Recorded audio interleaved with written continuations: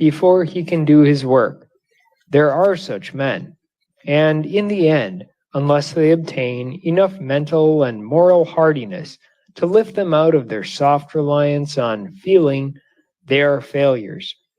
Not only are they business failures, they are character failures also. It is as if their bones never attained a sufficient degree of hardness to enable them to stand on their own feet. There is altogether too much reliance on good feeling in our business organizations. People have too great a fondness for working with the people they like. In the end, it spoils a good many valuable qualities. Do not misunderstand me. When I use the term good feeling, I mean that habit of making one's personal likes and dislikes the sole standard of judgment. Suppose you do not like a man. Is that anything against him? It may be something against you. What have your likes or dislikes to do with the facts? Every man of common sense knows that there are men whom he dislikes who are really more capable than he is himself. In taking all of this out of the shop and into the broader fields, it is not necessary for the rich to love the poor, or the poor to love the rich. It is not necessary for the employer to love the employee, or for the employee to love the employer. What is necessary is that each should try to do justice to the other according to his deserts. That is real democracy, and not the question of who ought to own the bricks and the mortar, and the furnaces and the mills. And democracy has nothing to do with the question, who ought to be the boss? That is very much like saying, who ought to be the tenor in the quartet? Obviously, the man who can sing tenor. You could not have deposed Caruso. Suppose some theory of musical democracy had consigned Caruso to the musical proletariat. Would that have reared another tenor to take his place? Or would Caruso's gifts have still remained his own? End of chapter 18. Chapter 19. What we may expect.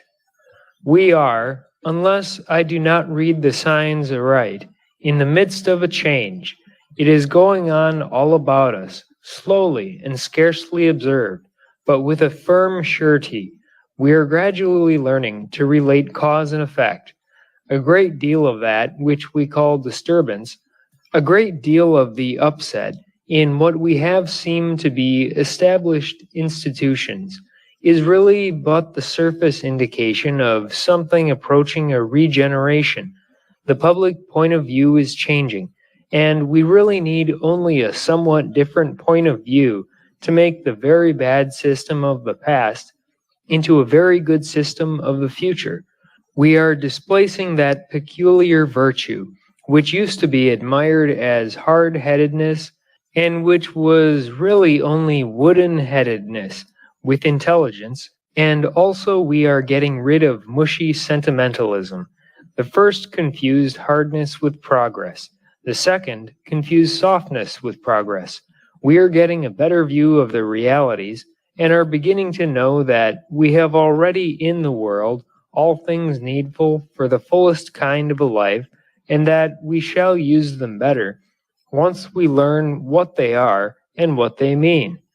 Whatever is wrong, and we all know that much is wrong, can be righted by a clear definition of the wrongness.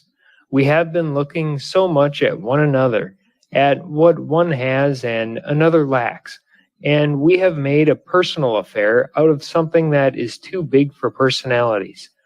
To be sure, human nature enters largely into our economic problems. Selfishness exists, and doubtless it colors all the competitive activities of life. If selfishness were the characteristic of any one class, it might be easily dealt with, but it is in human fiber everywhere, and greed exists, and envy exists, and jealousy exists. But as the struggle for mere existence grows less, and it is less than it used to be, although the sense of uncertainty may have increased, we have an opportunity to release some of the finer motives. We think less of the frills of civilization as we grow used to them. Progress, as the world has thus far known it, is accompanied by a great increase in the things of life.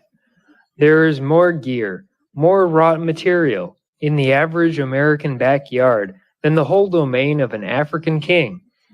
The average American boy has more paraphernalia around him than a whole Eskimo community. The utensils of a kitchen, dining room, bedroom, and coal cellar make a list that would have staggered the most luxurious potentate of 500 years ago. The increase in the impedimenta of life only marks a stage. We are like the Indian who comes into a town with all his money and buys everything he sees.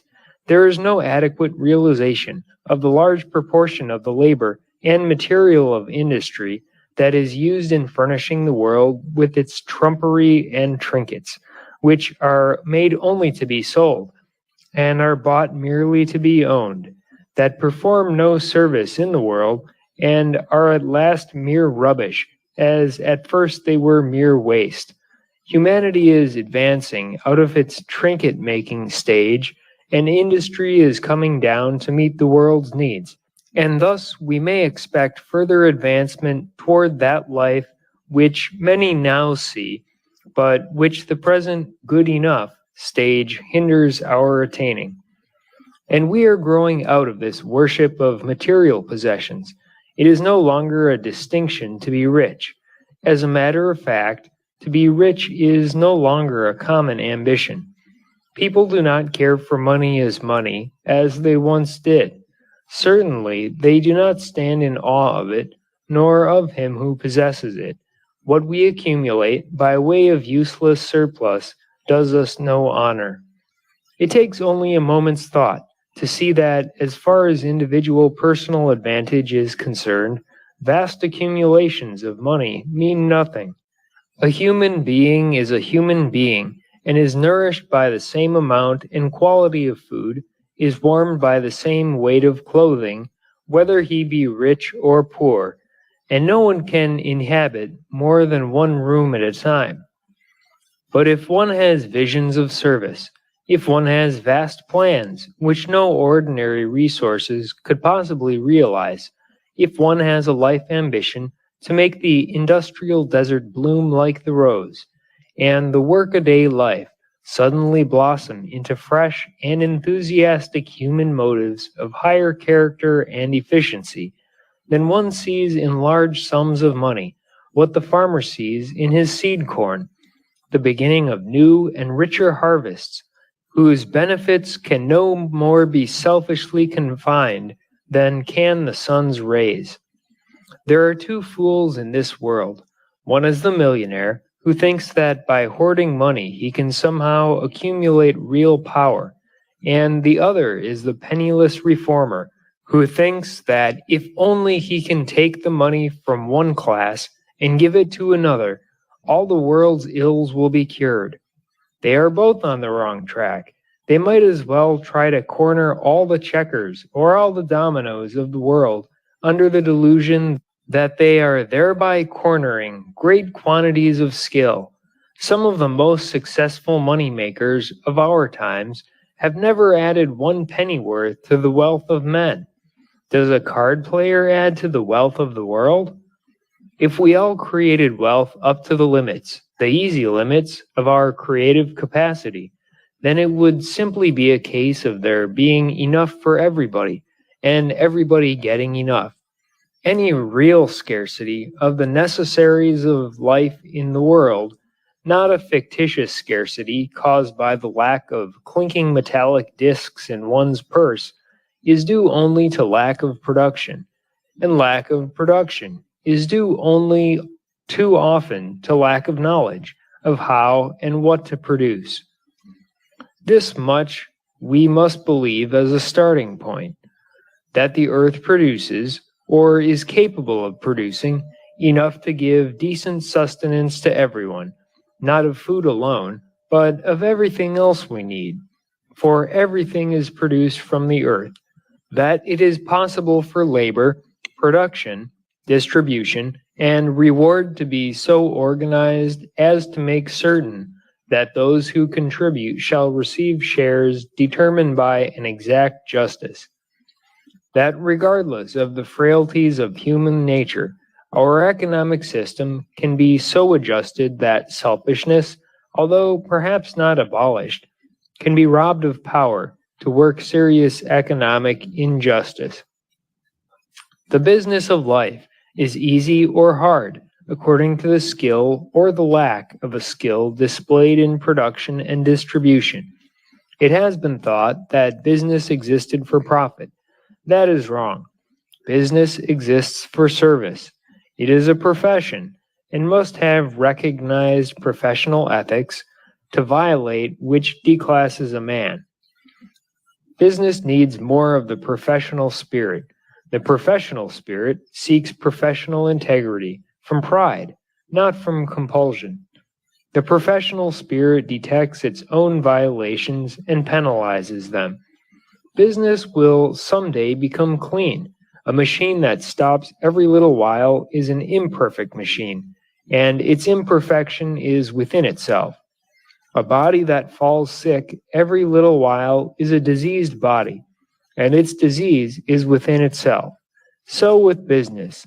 Its faults, many of them purely the faults of the moral constitution of business, clog its progress and make it sick every little while. Someday, the ethics of business will be universally recognized, and in that day, business will be seen to be the oldest and most useful of all the professions. All that the Ford Industries have done, all that I have done, is to endeavor to evidence by works that service comes before profit, and the sort of business which makes the world better for its presence is a noble profession. Often it has come to me that what is regarded as the somewhat remarkable progression of our enterprises, I will not say success, for that word is an epitaph, and we are just starting, is due to some accident, and that the methods which we have used, while well enough in their way, fit only the making of our particular products, and would not do at all in any other line of business, or indeed for any products or personalities other than our own. It used to be taken for granted that our theories and our methods were fundamentally unsound. That is because they were not understood. Events have killed that kind of comment, but there remains a wholly sincere belief that what we have done could not be done by any other company, that we have been touched by a wand, that neither we nor anyone else could make shoes, or hats, or sewing machines, or watches, or typewriters, or any other necessity, after the manner in which we make automobiles and tractors, and that if only we ventured into other fields, we should right quickly discover our errors. I do not agree with any of this. Nothing has come out of the air. The foregoing pages should prove that. We have nothing that others might not have. We have had no good fortune, except that which always attends anyone who puts his best into his work. There was nothing that could be called favorable about our beginning. We began with almost nothing. What we have, we earned, and we earned it by unremitting labor and faith in a principle. We took what was a luxury and turned it into a necessity without trick or subterfuge. When we began to make our present motor car, the country had few good roads, gasoline was scarce, and the idea was firmly implanted in the public mind that an automobile was at the best a rich man's toy. Our only advantage was lack of precedent. We began to manufacture according to a creed which was at that time unknown in business. The new is always thought odd, and some of us are so constituted that we can never get over thinking that anything which is new must be odd and probably queer. The mechanical working out of our creed is constantly changing.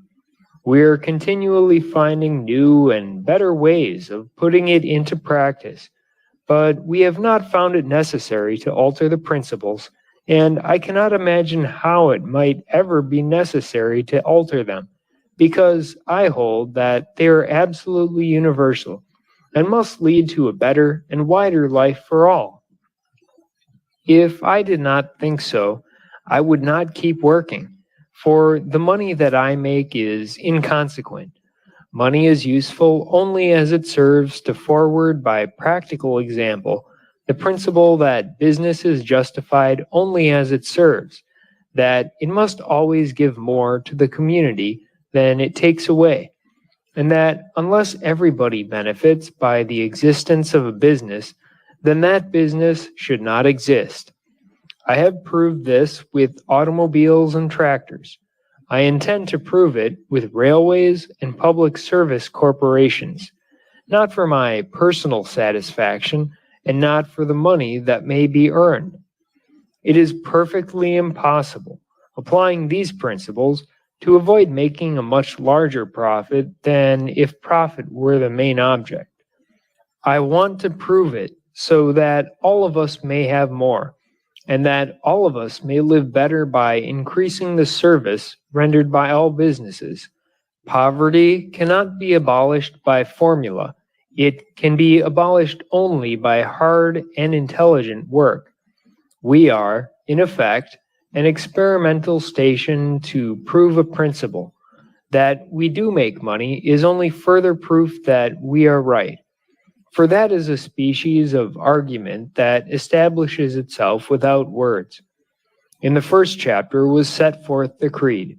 Let me repeat it in the light of the work that has been done under it, for it is the basis of all our work. 1. An absence of fear of the future or veneration for the past. One who fears the future, who fears failure, limits his activities. Failure is only the opportunity more intelligently to begin again. There is no disgrace in honest failure.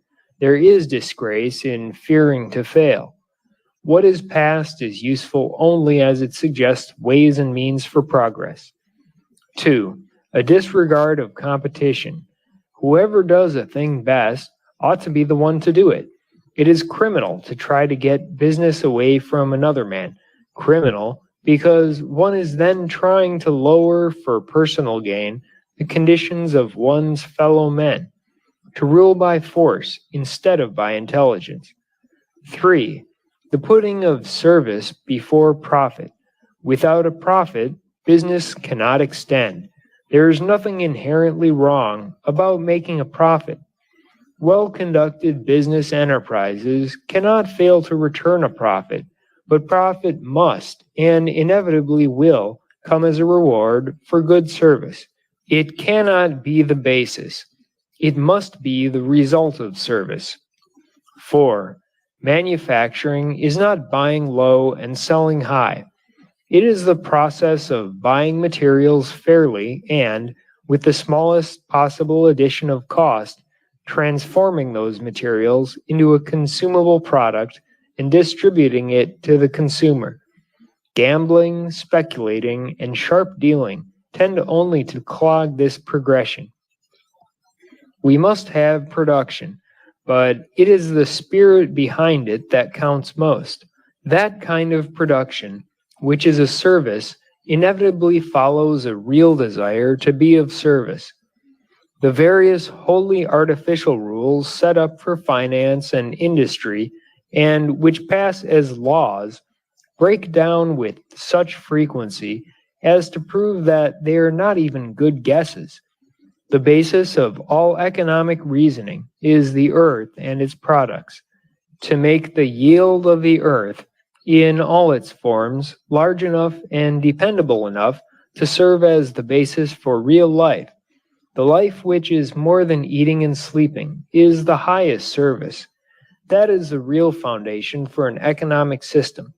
We can make things. The problem of production has been solved brilliantly. We can make any number of different sorts of things by the millions. The material mode of our life is splendidly provided for.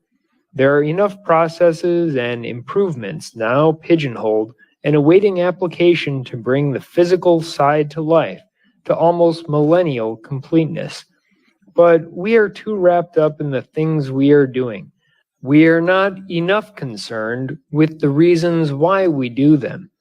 Our whole competitive system, our whole creative expression, all the play of our faculties seem to be centered around material production and its byproducts of success and wealth.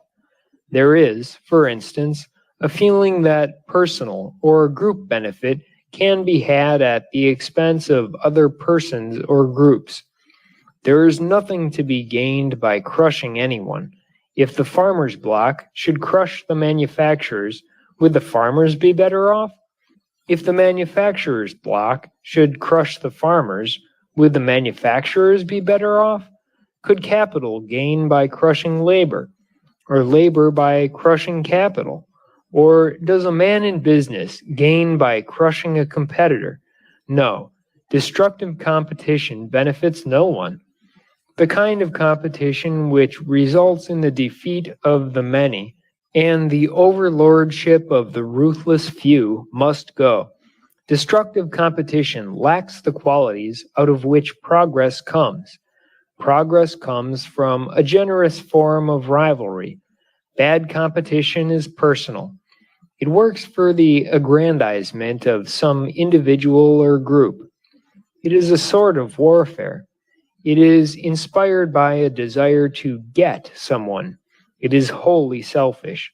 That is to say, its motive is not pride in the product, nor a desire to excel in service, nor yet a wholesome ambition to approach to scientific methods of production.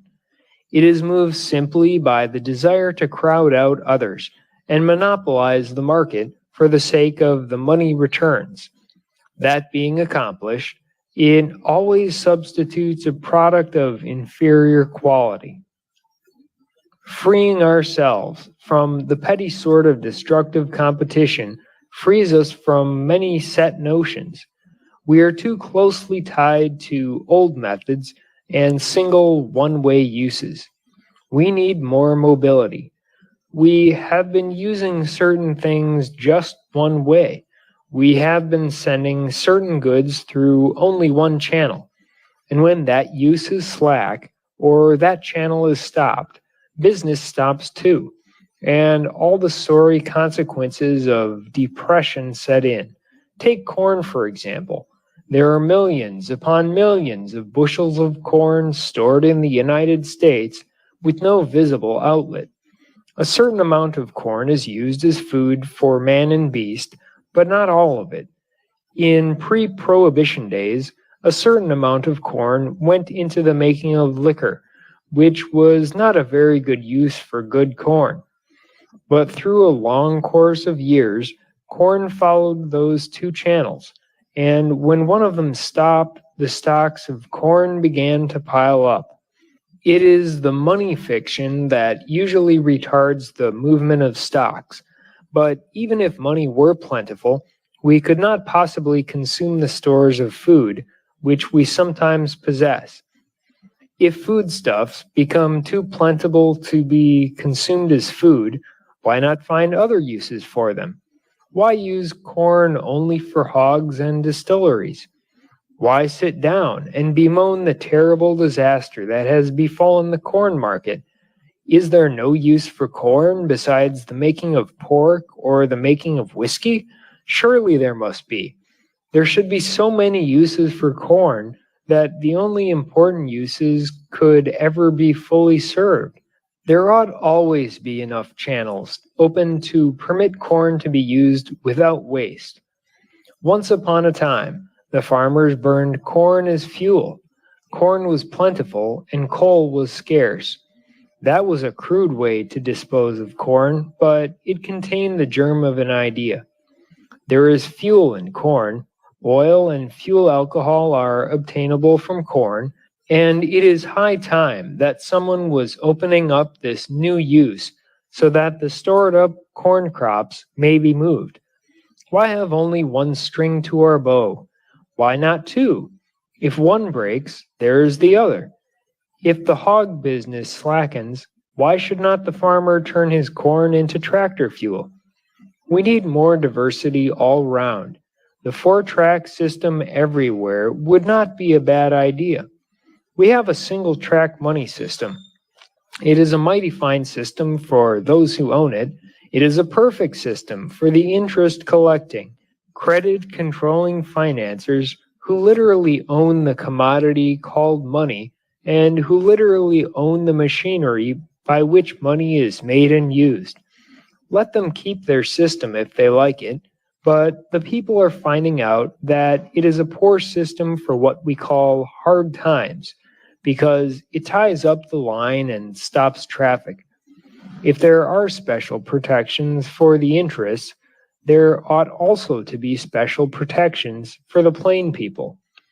Diversity of outlet, of use, and of financial enablement are the strongest defenses we can have against economic emergencies. It is likewise with labor. There surely ought to be flying squadrons of young men who would be available for emergency conditions in harvest field, mine, shop, or railroad. If the fires of 100 industries threaten to go out for lack of coal, and 1 million men are menaced by unemployment, it would seem both good business and good humanity for a sufficient number of men to volunteer for the mines and the railroads. There is always something to be done in this world, and only ourselves to do it. The whole world may be idle, and in the factory sense, there may be nothing to do. There may be nothing to do in this place or that, but there is always something to do. It is this fact which should urge us to such an organization of ourselves that this something to be done may get done, and unemployment reduced to a minimum.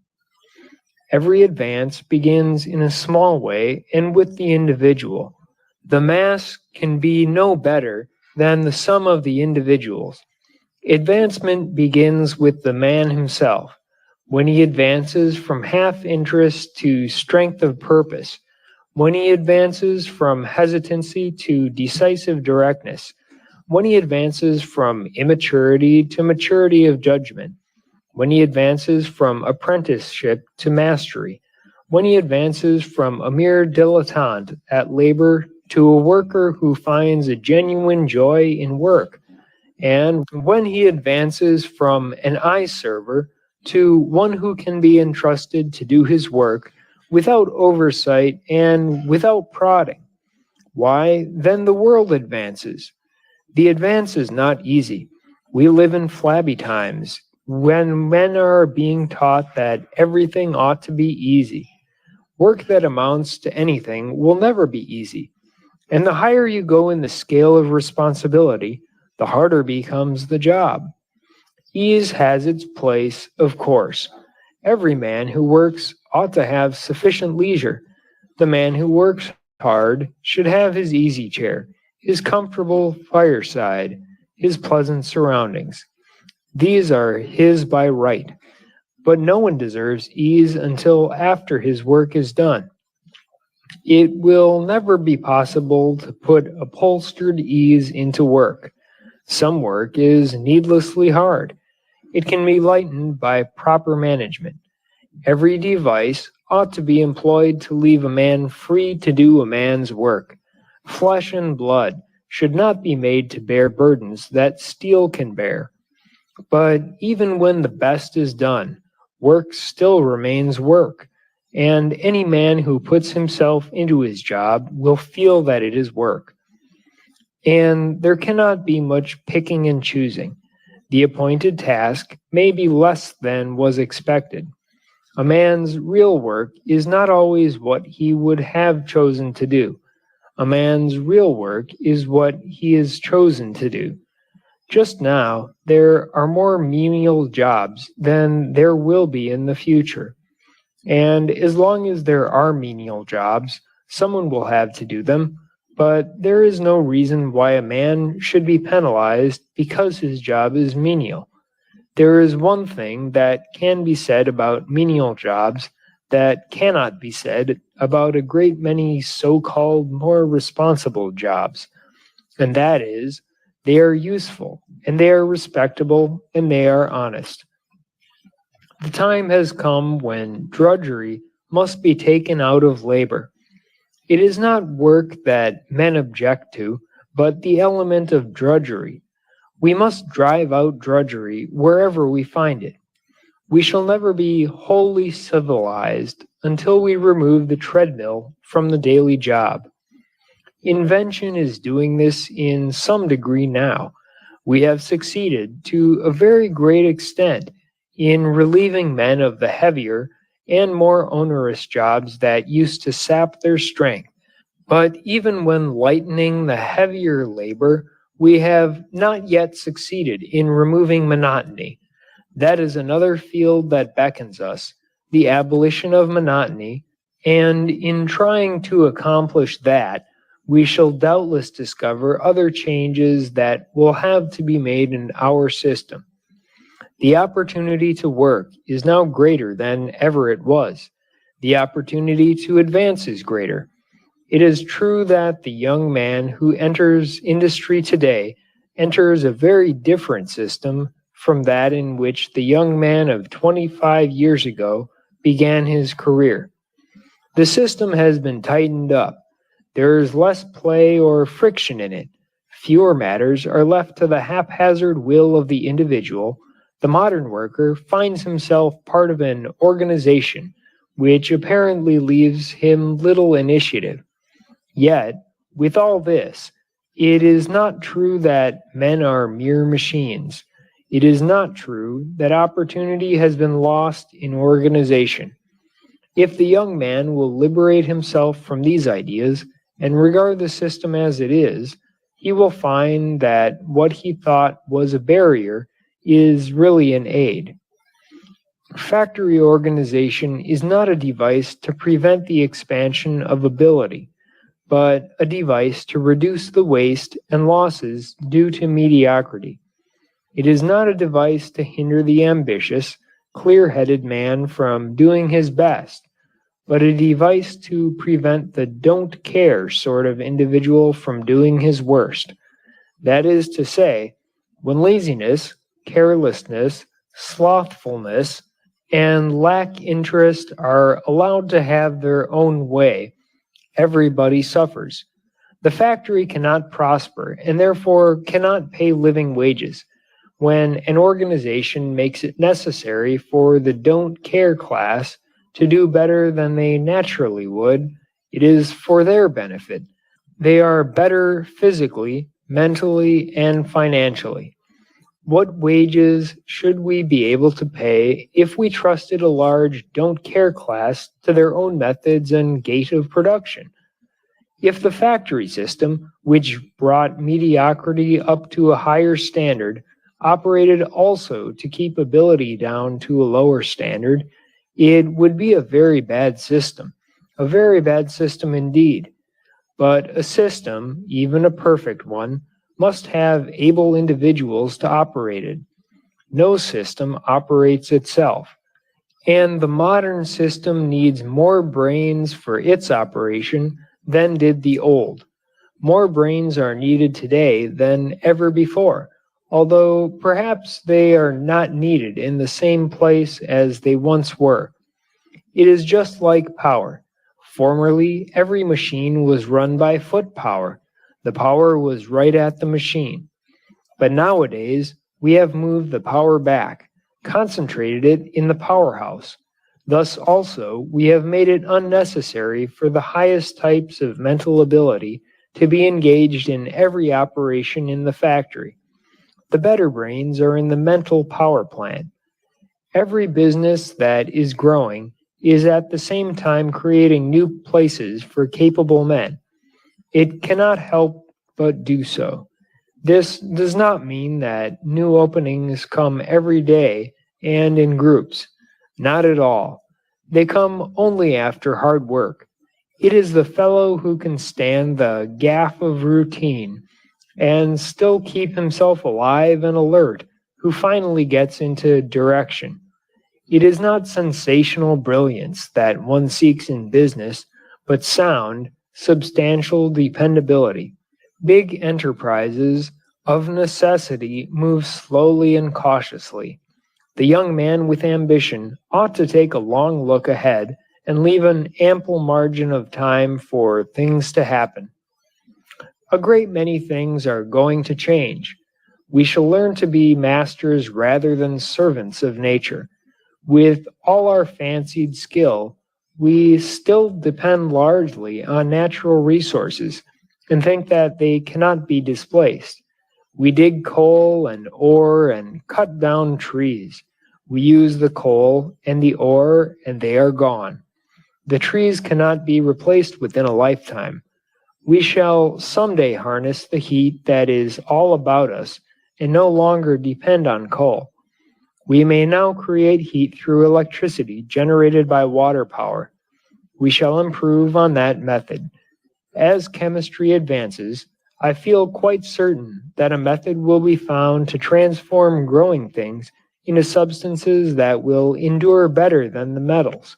We have scarcely touched the uses of cotton. Better wood can be made than is grown. The spirit of true service will create for us. We have only each of us to do our part sincerely. Everything is possible. Faith is the substance of things hoped for, the evidence of things not seen. End of chapter 19. End of My Life and Work by Henry Ford in collaboration with Samuel Crowther.